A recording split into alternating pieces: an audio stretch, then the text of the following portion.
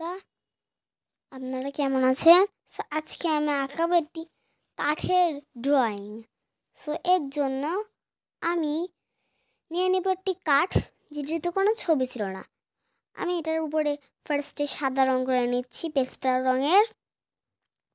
সেটা আমি এমনভাবে করছি যেন এটাতে কোনো ফাঁকা ফাঁকা না থাকে। এটা যদি ফাঁকা ফাঁকা থাকে তাহলে এটা দেখতে একটু খারাপ লাগবে।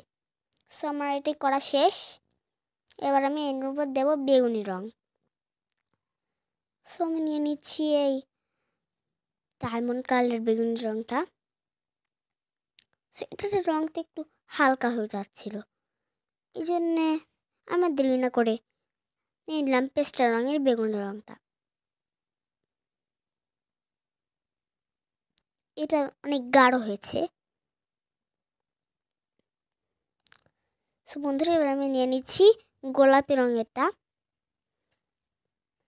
এটা আমি বেগুনি রঙের সঙ্গে অল্প একটু মিক্স করে দিচ্ছি, আর বাকিটা আমি রং করে নিচ্ছি সাদা রঙের সঙ্গে।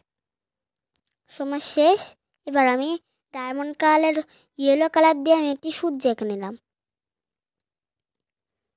এবার আমি একটি পাহাড় আঁকাবো, এই জন্য আমি নিয়ে নিলাম ডায়মন্ড কালার কালো রঙটি।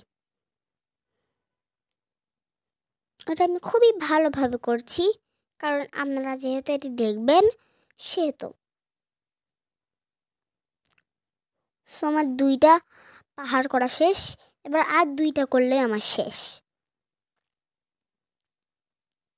আমার শুধু একটা পাহাড়ই বাকি।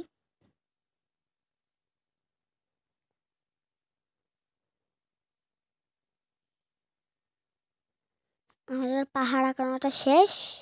এবার আমি নদী আঁকাবো। তার জন্য আমি নিয়ে নিলাম পেস্টাল রঙের গাঢ় ব্লু কালারটা। আমি খুবই সুন্দরভাবে করে নিচ্ছি। আমি নিচেও এটা করে নিচ্ছি।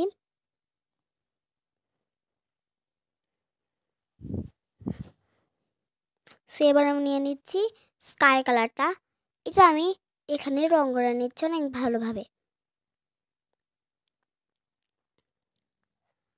সো আমি একটু এই যে গাঢ় ব্লু কালারের সঙ্গে একটু মিক্সিং করে নিচ্ছি স্কাই কালারটা, যেটা একটু দেখতে একটু সুন্দর লাগে। সো বন্ধুরা, এবার আমি কালো রং দিয়ে এটি পাথর এঁকে নিলাম। সো বন্ধুরা, ছবিটি কেমন হয়েছে অবশ্যই কমেন্ট জানিয়ে দিবেন, আর লাইক আর সাবস্ক্রাইব করতে ভুলেন না। আর বুঝলেন? আল্লাহ, ছবিটি কেমন হয়েছে কমেন্টে জানাবেন। আল্লাহ হাফেজ।